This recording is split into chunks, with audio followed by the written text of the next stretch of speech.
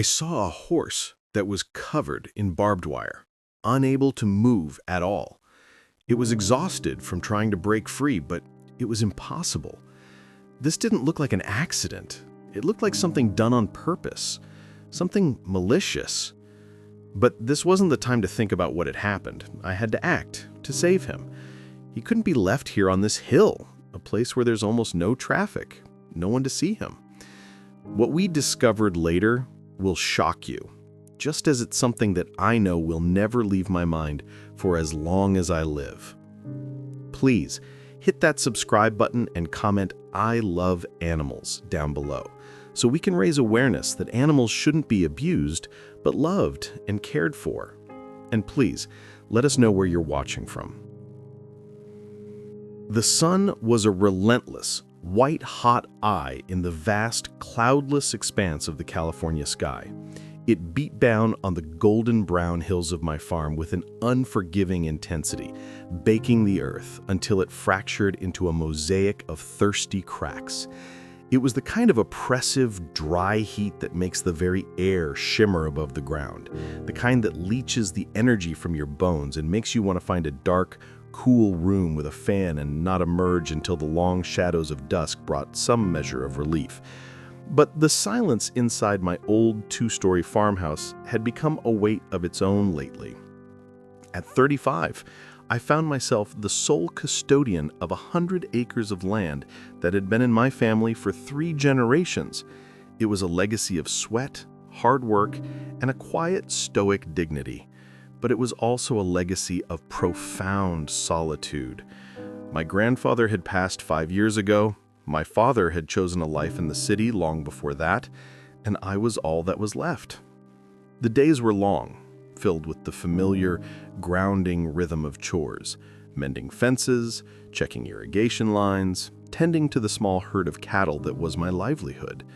But the nights and the quiet, sun-drenched moments in between were longer still. The silence wasn't empty. It was filled with the ghosts of laughter and conversations I could barely remember. So I walked. I often walked in the heat of the afternoon to pass the time, to feel the solid, unforgiving earth beneath my worn leather boots, and remind myself that I was a part of something bigger than the 4 walls of my increasingly quiet house. On this particular day, I headed up the western ridge that overlooked the far pasture, a place I rarely went unless a section of fence had been brought down by a storm or a stubborn coyote. The wild oats up there were knee-high and brittle, their golden stalks whispering secrets to a hot wind that offered no comfort, only carried the scent of dust and baked earth. The only sounds were the rhythmic crunch of my boots on the dry, gravelly soil and the incessant high-pitched thrum of cicadas, a sound so constant it was the very pulse of summer itself. I was about halfway up the long, steady incline, my mind wandering aimlessly through a landscape of past regrets and uncertain futures, when I saw it. At first, it was just a shape, an anomaly, a slash of stark white against the monotonous, sun-bleached gold of the landscape. It was jarringly out of place. We didn't have any white rocks that large on this part of the property, certainly no limestone outcroppings. My first thought, cynical and weary, was that someone had driven up the old service track and illegally dumped something. A piece of old furniture maybe, or a broken-down appliance. It happened from time to time, city folks looking for a place to discard their unwanted things, and the thought filled me with a familiar, weary anger. I grumbled under my breath, changed my direction, my idle curiosity now mixed with a simmering annoyance, and started walking towards it, preparing myself for the frustrating task of hauling someone else's trash off my land. As I got closer, the shape began to resolve itself, its edges softening. The sun glinted off it in a way that wasn't right for painted metal or plastic. It was too organic. It wasn't furniture. It was an animal. My heart rate quickened, a nervous flutter in my chest. A deer, maybe? But it was too large and far too starkly white. Then A gust of hot wind blew across the face of the hill, and a piece of the white shape moved in a way that no inanimate object could. A long, flowing tail lifting for a moment like a silken banner before settling back into the dust with a heartbreaking listlessness. It was a horse. A cold dread washed over me, a chilling counterpoint to the oppressive heat that seemed to seep directly into my bones. The horse was down, lying on his side in a posture that spoke not of rest, but of collapse. It was an unnatural stillness, a surrender. I broke into a jog, my boots kicking up clouds of fine, choking dust. And then, as I closed the remaining distance, I saw the rest of it, the thing that made my blood run cold and my stomach clench into a tight, sick knot of horror and disbelief. It wasn't just a horse lying down, it was a horse entangled in a monstrous, chaotic, nightmarish web of barbed wire. I stopped dead in my tracks about 20 yards away, my mind refusing for a long moment to process the sheer horror of the scene before me. This wasn't a simple case of a horse stumbling into a fence line and getting a leg caught. This was something else entirely. This was a massive, tangled ball of old, rusted barbed wire, the kind you see piled up in a forgotten corner of a field to be dealt with later and hauled away for scrap. And the horse was in the very center of it, not just caught, but enveloped, as if the wire had been wrapped and coiled and looped around him with deliberate, malicious intent. Sharp, cruel barbs, rusted and brown, were pressed deep into his magnificent white coat, which was stained in multiple places with dark, almost black patches of dried blood. More recent wounds oozed a brighter, more horrifying crimson that dripped slowly onto the parched earth below. His breathing was shallow and ragged, his beautiful, powerful white flanks rising and falling in short, exhausted, desperate bursts. He managed to lift his head weakly as I stood there, his eyes, wide and dark, locking onto mine. They were filled with a terror so profound, so absolute, it seemed to have burned out any remaining energy for struggling. He had fought. That much was clear from the disturbed ground around him, but now he had given up. He was waiting to die. This was not an accident. The thought crashed into my mind with the force of a physical blow, knocking the air from my lungs.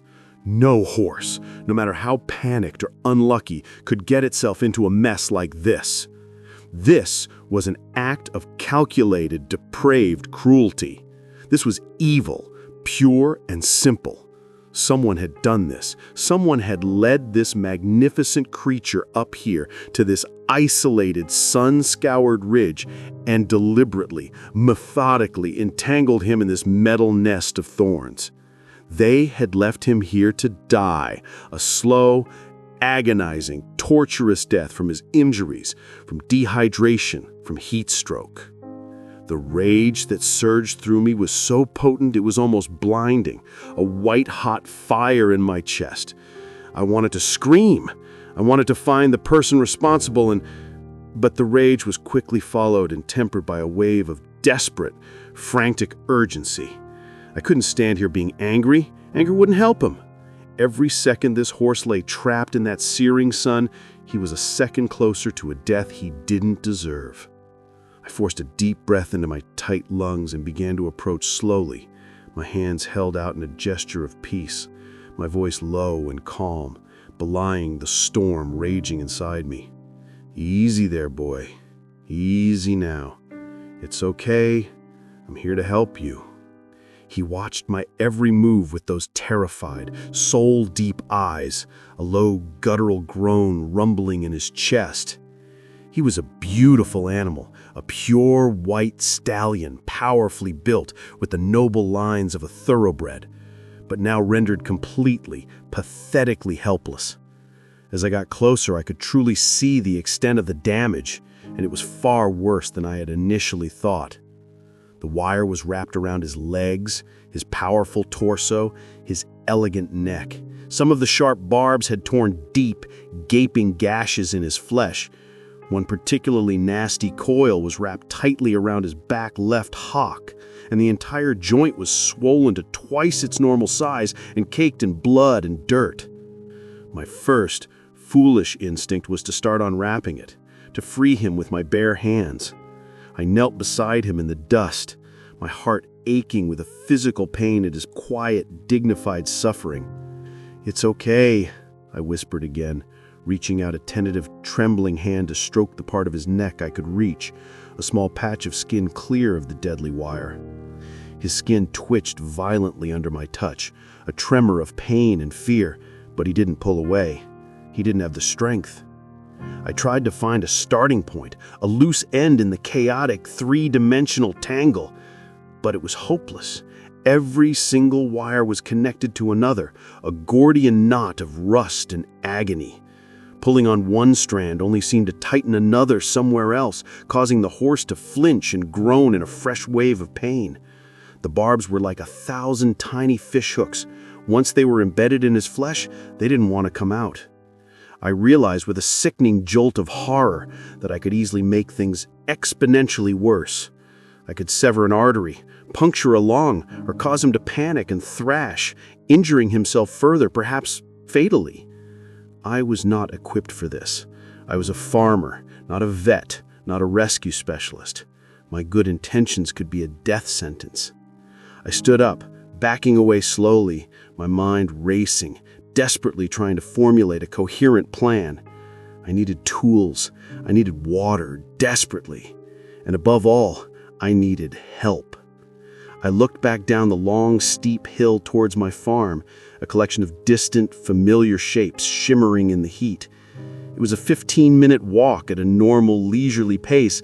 I knew I could make it in less than half that time if I ran my heart out. I locked eyes with the horse one last time. "Okay, boy," I said, my voice thick with an emotion I couldn't name. "You just hang on. You just hang on. Don't you give up. I'll be right back. I promise you, I'll be right back." And I ran. I ran like I hadn't run in 20 years, not since I was a teenager trying to outrun my own shadow. I ran with a desperation that clawed at my throat. My lungs burned almost immediately, each breath a searing intake of superheated air. My legs, accustomed to a steady, plodding pace, pumped with a frantic, unfamiliar rhythm. I flew down the hill, my heavy work boots stumbling on loose rocks and dry clumps of grass, ignoring the jarring impact that shot up through my knees and spine. The image of the horse, his white coat stained with blood, his eyes filled with a dying light, was seared in the back of my eyelids, pushing me forward, driving me on. I didn't think about the blistering heat or the sweat pouring into my eyes or my own exhaustion. I just thought about him. I burst into the relative coolness of my barn, the dim, dusty air a shocking relief after the bright glare of the sun. I didn't waste a single second.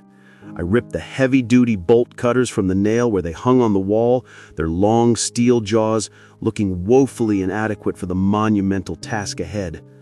Then I ran to the old-fashioned hand pump well that stood just outside the barn door, the same well my grandfather had used. My hand shook as I seized the cold iron handle and began to work it up and down, the rhythmic, high-pitched squeak, a frantic counterpoint to my hammering heart. Cool, clear water gushed from the spout, and I filled a large galvanized steel bucket to the brim, the water sloshing over the sides and soaking my boots. The run back up the hill was pure, unadulterated torture. The bucket was heavy and awkward, sloshing cold water down the front of my jeans with every jarring step. The dead weight of the bolt cutters in my other hand seemed to double with every yard I gained. My lungs felt like they were on the verge of collapse, and my leg muscles, already protesting, were now screaming in agony. But I pushed on, my gaze fixed on that distant white shape on the ridge, a desperate prayer repeating over and over in my head, "Please be alive. Please be alive. Please don't be too late." When I finally reached him, I collapsed to my knees beside him, gasping for air, my t-shirt completely soaked with sweat and spilled water. I set the cutters down and dragged the bucket of water to the horse's head. "Here you go, fella," I panted, my voice a ragged whisper. "Drink up. Come on, you need this." He turned his magnificent head towards the bucket, his nostrils flaring as he smelled the life-giving water. For one beautiful, hopeful moment, I thought he was going to drink.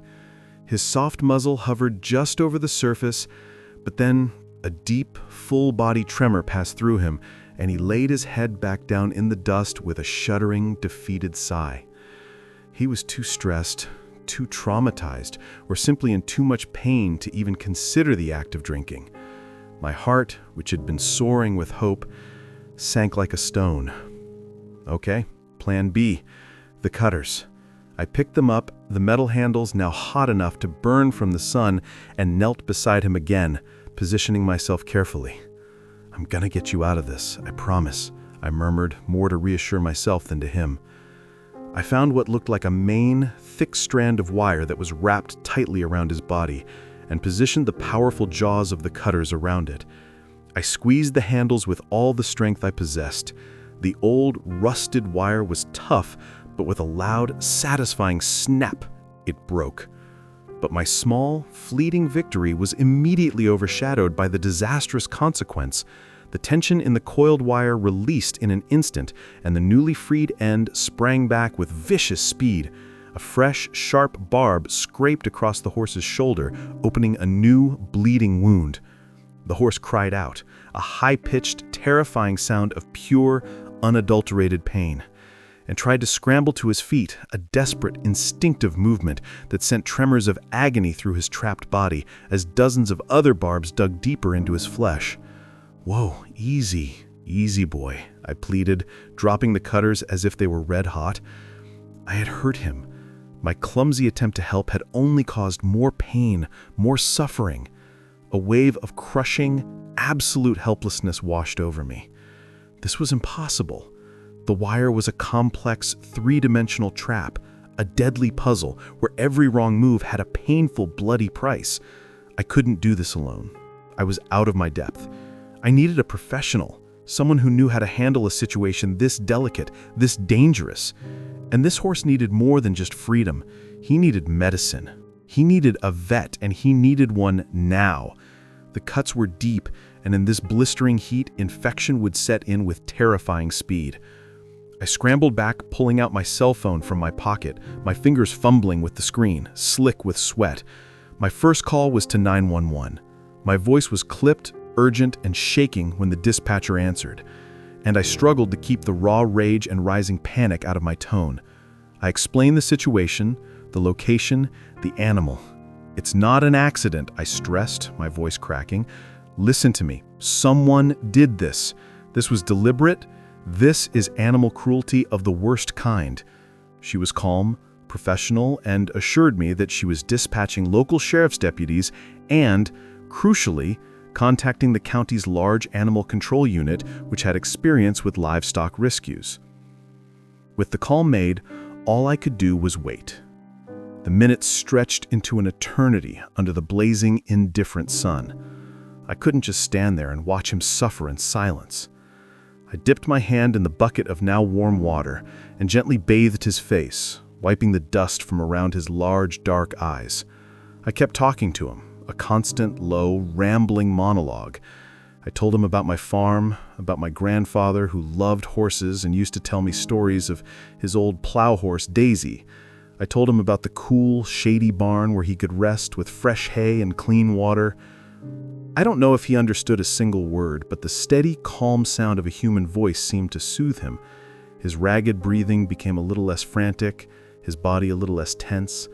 He would occasionally turn his head slightly towards me, a tiny flicker of an ear acknowledging my presence in our shared ordeal.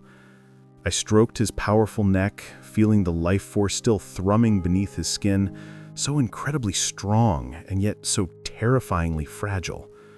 In that long, silent wait, I felt a profound, unexplainable connection to this animal, a bond forged in the shared moment of crisis. He was a fighter. He had survived this long. He just needed a little more help, and I wasn't going to leave his side.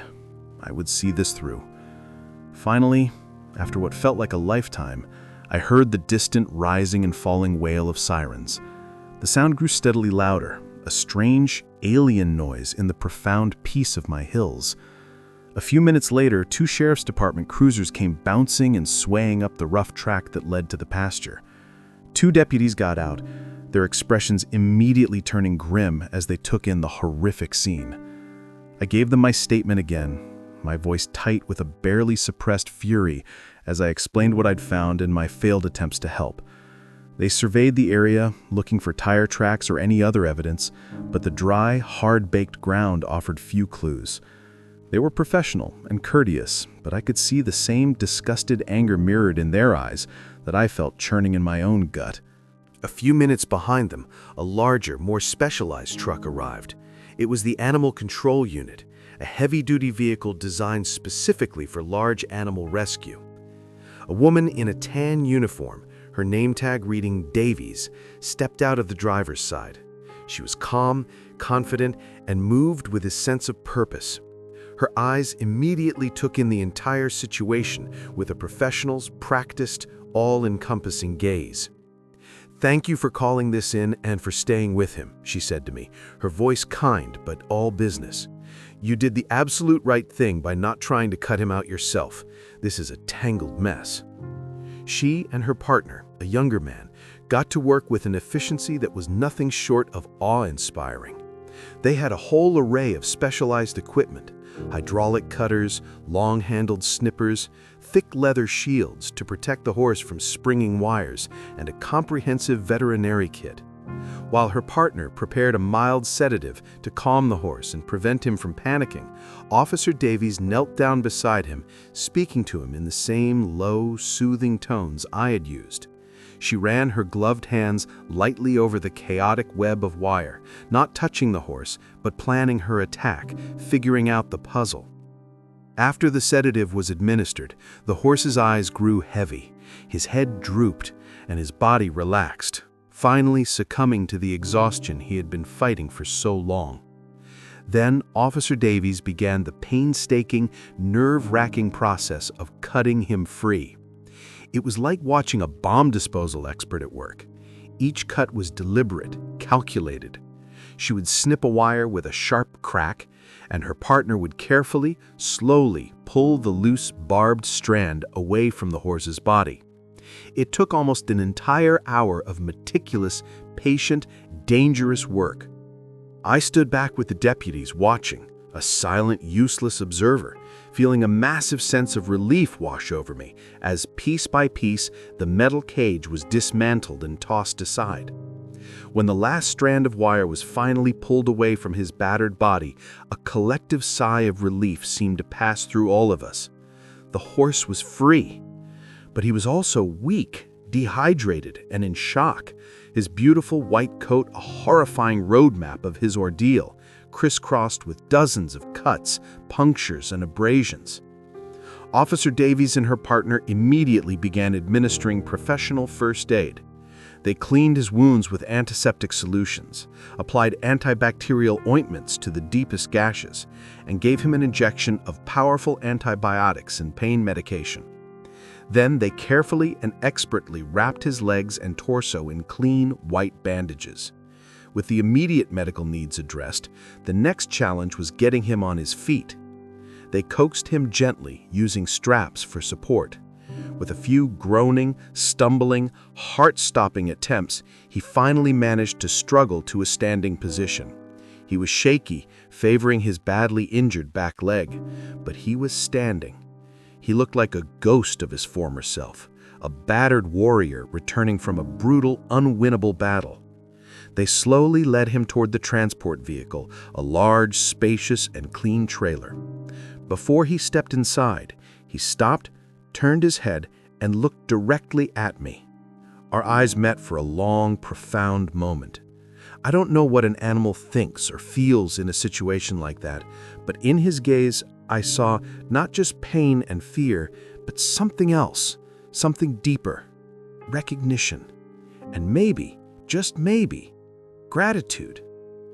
It was a look that pierced me to the very core of my soul. Then he was gone, the heavy doors of the trailer closing behind him. Officer Davies came over to me, wiping sweat from her brow. He's going to a large animal rehabilitation center in the valley. They have excellent vets there, the best in the state. He's a strong boy. He has a good chance, she said. The deputies will continue their investigation.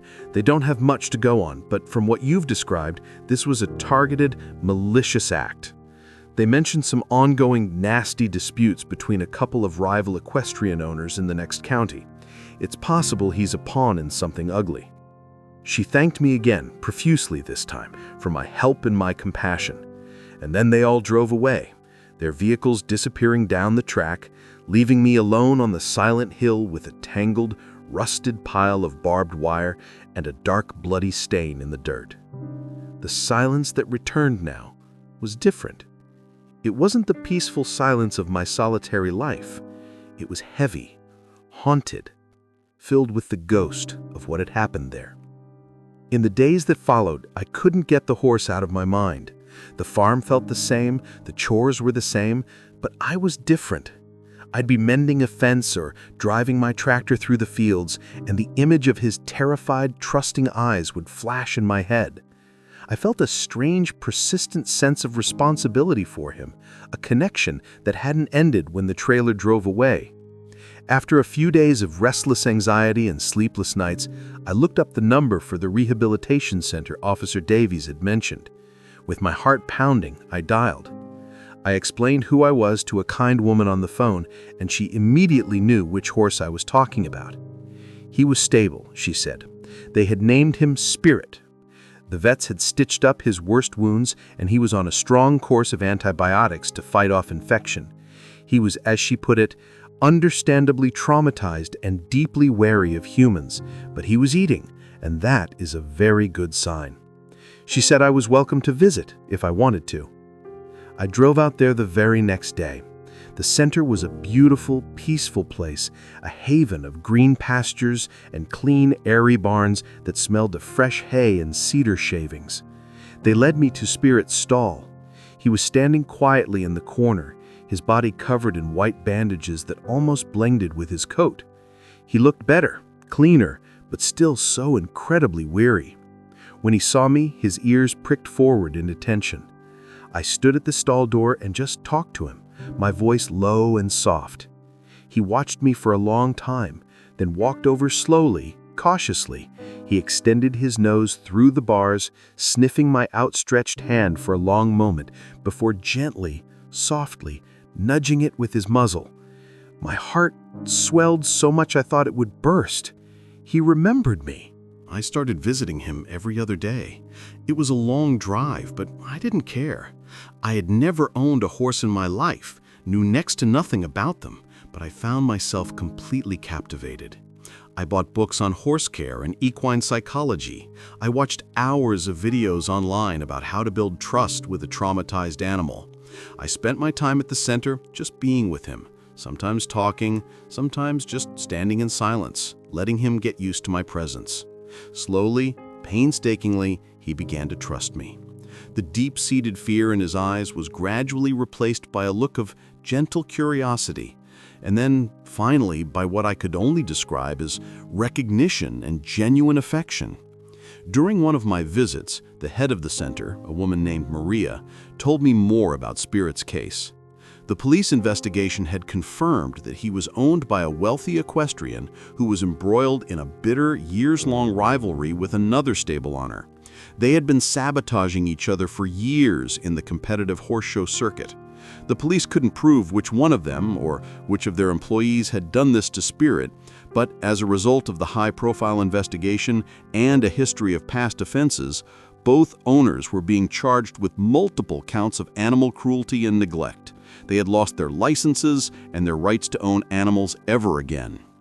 Which means, she said, looking at me pointedly as I stood by Spirit's stall, stroking his nose, Spirit is now a ward of the state. He'll need a new home once he's fully recovered. A permanent, safe, loving home where he'll never have to worry again. The thought hit me like a lightning bolt. It was a completely insane, irrational idea. I was a cattle farmer, not a horseman. I didn't have the right equipment, the right knowledge, the right anything. But as I looked into Spirit's stall, at this magnificent, resilient creature who had survived the very worst of human cruelty, I knew with an unshakable certainty what I had to do. The silence of my farm wasn't a curse, it was a sanctuary. And it was a sanctuary I could and would offer him. I went through the entire rigorous adoption process. There were background checks, financial disclosures, multiple interviews, and a home inspection to ensure my farm was suitable and safe. I spent most of my savings building a proper, safe stall in my old barn and fencing off my best, greenest pasture just for him. It was a tremendous amount of work and a lot of money, but it never once felt like a choice. It felt like my destiny. The day Maria called to tell me my application had been approved, I felt a joy so profound it brought tears to my eyes. A week later, I drove back to the center for the last time, this time with a horse trailer I had borrowed from a neighbor. When they led Spirit out into the sunlight, he looked like a different animal entirely. His wounds had healed, leaving faint silvery scars as reminders of his past. His brilliant white coat was gleaming, and his eyes were bright, clear, and full of life. He walked right up to me and rested his head on my shoulder, letting out a long, contented sigh. Bringing him home was one of the single best days of my life. The oppressive silence I had once tried to escape by walking was now filled with the gentle, rhythmic sound of his munching on hay, his soft whinnies when he saw me approaching the barn, and the powerful, thudding rhythm of his hooves as we walked the fields together every evening. I took riding lessons. I learned. And there is no feeling in the world that can compare to galloping across your own land on the back of an animal you saved, feeling his power and his freedom as if it were your own. He wasn't just a horse I rescued. He filled a void in my life I didn't even know was there. He gave me a purpose beyond the endless solitary chores. That day on the hill, I thought I was just passing the time, walking to nowhere. But I was really walking towards the part of my life that was missing. I found him broken and abandoned by the cruelest of men. But in the end, in the quiet companionship of our shared lives, I think we saved each other.